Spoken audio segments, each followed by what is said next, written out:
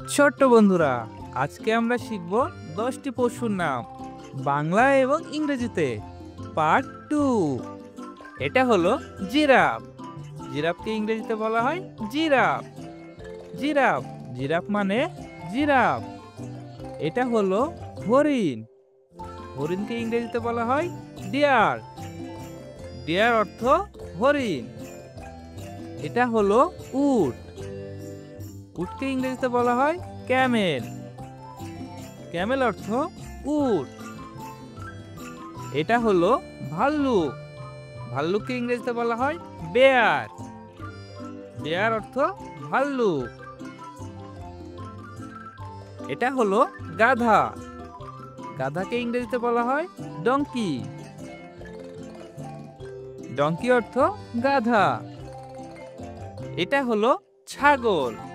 ছাগলকে ইংরেজিতে বলা হয় গট। গট অর্থ ছাগল। এটা হলো ঘোড়া। ঘোড়াকে ইংরেজিতে বলা হয় হর্স। হর্স অর্থ ঘোড়া। এটা হলো ভেড়া। ভেড়াকে ইংরেজিতে বলা হয় শিপ।